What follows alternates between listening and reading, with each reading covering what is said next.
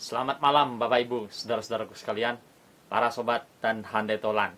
Kita bertemu kembali dalam channel kita, Lifelong Education, pendidikan sepanjang hayat.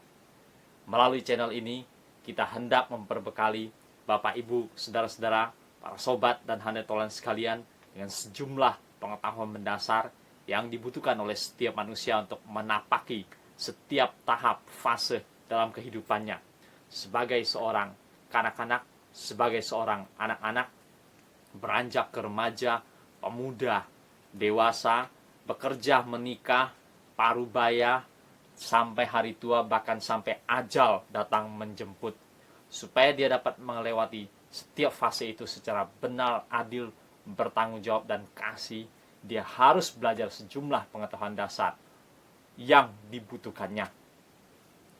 Pertemuan kita malam ini, kita akan mengupas satu judul, yaitu Sekolah Pemuda. Sekolah Pemuda dari Comenius. Dia namakan juga sebagai akademi, meminjam pemikiran dari sekolah zaman Yunani. Saudara-saudaraku, Bapak Ibu dan handai tolan, para sobat sekalian, yang dimaksud dengan sekolah pemuda di sini adalah bagi orang-orang yang berusia 19 sampai 24 tahun. Sekali lagi, usia 19 sampai 24 tahun. Mereka yang telah menyelesaikan sekolah remaja atau sekolah menengah. Pada zaman itu, zamannya Comenius, untuk kategori sekolah pemuda atau sekolah akademi ini hanya ada 4 macam jurusan, yaitu kedokteran, hukum, teologi, dan sastra. Keempat jurusan ini masing-masing mempersiapkan 4 profesi yang berbeda pada zaman itu, yaitu kedokteran untuk menghasilkan tenaga medis atau para dokter, jurusan hukum untuk menghasilkan para ahli hukum atau para pemimpin-pemimpin negara atau kerajaan pada masa itu, teologia untuk menghasilkan para pemimpin-pemimpin gerejawi pada masa itu di dunia Eropa, baik gereja dalam bidang hukum maupun dalam pelayanan praktis maupun dalam pelayanan gerejawi pada umumnya. Satu lagi, jurusan sastra. Jurusan sastra dipersiapkan untuk menghasilkan para guru atau para dosen pada waktu itu. 4 jurusan ini sajalah yang ada pada masa itu. Kita perbandingkan dengan zaman kita sekarang, maka di zaman sekarang kita ini ada berbagai-bagai macam lembaga pendidikan tinggi. Ada namanya institut, ada namanya sekolah tinggi, ada namanya akademi, bahkan sekarang ada akademi komunitas. Lalu tentunya ada universitas. Universitas, gabungan berbagai macam jurusan. Nah, Bapak Ibu, saudara-saudaraku, para sobat dan handai tolan, sekarang orang berlomba-lomba masuk ke universitas untuk bisa mendapatkan pendidikan tinggi dan untuk bisa mendapatkan satu gelar akademik di pendidikan tinggi. Sementara bagi Comenius, sekolah pemuda atau akademi atau zaman sekarang lembaga pendidikan tinggi ini harus melalui saringan. Bagi Comenius, mereka yang telah menyelesaikan sekolah remaja atau sekolah menengah, SMP dan SMU, tidak harus semuanya masuk ke pendidikan tinggi. Sebagian besar di antara mereka akan langsung terjun ke dunia kerja atau usaha. Dan hanya sebagian kecil saja yang akan melanjutkan ke sekolah pemuda atau akademi atau lembaga pendidikan tinggi. Karena mereka nantinya adalah orang-orang yang dipersiapkan untuk menjadi para pemimpin di berbagai-bagai bidangnya masing-masing. Jadi bukan hanya sekedar sekolah dan mendapatkan gelar. Untuk itu, Comenius menyarankan pada masa itu ada namanya ujian saringan. Ujian saringan untuk melihat seberapakah orang itu punya kualifikasi, seberapakah orang itu punya kelayakan untuk melanjutkan ke sekolah pemuda atau akademi atau lembaga pendidikan tinggi yang ada pada masa itu dan pada masa kita ini sekarang. Jadi penting sekali untuk mengadakan ujian saringan. Jadi tidak hanya sekedar menerima siswa. Universitas, sekolah tinggi, institut, akademi tidak bisa hanya sekedar terima siswa hanya karena sang siswa atau keluarganya mampu membayar. Tidak sesederhana itu. Tapi yang lebih penting adalah menguji dalam ujian saringan masuk untuk melihat kualifikasi sang calon mahasiswa tersebut.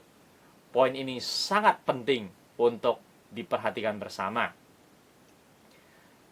Bapak Ibu saudara-saudaraku sekalian, para sobat dan handai tolan, dalam jurusan pendidikan tinggi ada satu konsep lagi pada zaman sekarang yang dinamakan sebagai masifikasi pendidikan tinggi. Masifikasi pendidikan tinggi. Artinya angka orang yang mengenyam pendidikan tinggi semakin tinggi, semakin tinggi. Semakin tinggi dan semakin tinggi di berbagai-bagai negara. Apalagi negara-negara maju dan negara-negara Eropa. Beberapa negara Eropa bahkan memberikan biaya bebas untuk mereka yang mau kuliah. Bebas biaya, free. Jadi mereka hanya perlu mengeluarkan uang untuk mendukung biaya makannya sendiri dan mendukung biaya tempat tinggalnya. Sementara uang sekolah dan tetek bengek semua lainnya adalah free alias gratis. Nah, konsep seperti ini ada kekuatan dan ada kelemahannya. Jadi masifikasi pendidikan tinggi itu ada kekuatan sekaligus ada kelemahannya. Karena pada zaman Comenius pun dia sendiri sudah melihat ada banyak juga mahasiswa rekan-rekan sesama dia yang kuliah di akademi atau di sekolah pemuda. Pada dasarnya mereka hanya sekedar menjalani hidup. Artinya mereka hidup dalam hedonisme. Tidak terlalu bersungguh-sungguh kuliah. Karena keluarganya mampu, karena latar belakangnya mampu, maka dia bisa sekolah. Tapi pada dasarnya secara kualifikasi, orang-orang itu tidak memadai. Mereka tidak memadai. Mereka hanya sekedar mengenyam pendidikan tinggi dan hidup dalam hedonisme. Dan bukan hal yang baru bahwa pada zaman beliau pun, zaman Comenius, sudah ada perkelahian-perkelahian di antara sesama mahasiswa. Bahkan perkelahian-perkelahian antara mahasiswa setempat dengan penduduk setempat di sekitar kampus. Oleh karena persoalan ini dan itu membuktikan bahwa sebagian dari mereka, mahasiswa pada waktu itu, hidup dalam hedonisme. Dikarenakan latar belakang keluarga yang mampu, latar belakang keluarga, status sosialnya tinggi. Jadi mereka bisa kuliah. Tidaklah demikian halnya konsep yang dipahami oleh Comenius. Mari kita berefleksi juga untuk pendidikan tinggi kita zaman sekarang. Universitas, sekolah tinggi, akademi, institut, dan berbagai-bagai lembaga pendidikan tinggi yang lainnya. Kita harus akui bersama bahwa sebenarnya orang tidak harus kuliah dan dia bisa sukses dalam pekerjaan atau usahanya. Sepanjang dia belajar dengan baik SD, SMP, SMU, dia sudah memiliki sejumlah pengetahuan dasar yang cukup untuk dia menjalani hidupnya dalam bekerja, mencari nafkah, dan berbisnis atau usaha. Dan di zaman kita sekarang ini kita tahu bahwa ada banyak sekali bahan-bahan di internet, sementara dia bekerja, mencari nafkah, bahkan membantu keluarga, dia masih bisa belajar mendalami sendiri. Bahkan berbagai-bagai bidang yang dia minati, dia sukai. Walaupun dia tidak sempat mengenyam pendidikan tinggi, dia bisa belajar sendiri dan mendapatkan ilmu yang tidak kalah dengan mereka yang masih kuliah. Dan kita tahu juga zaman sekarang, seandainya dia sudah bekerja 2, 3, 4, 5 tahun, satu hari dia membutuhkan gelar atau membutuhkan jurusan itu, pada zaman sekarang tidak akan terlambat. Dia masih bisa kuliah, mengambil malam hari kuliah, atau bahkan dia mengambil kuliah di hari Sabtu, atau bahkan dia menempuh namanya pendidikan universitas terbuka dengan gelar yang diakui oleh pemerintah, dengan kualifikasi yang tidak kalah dengan mereka yang betul-betul kuliah.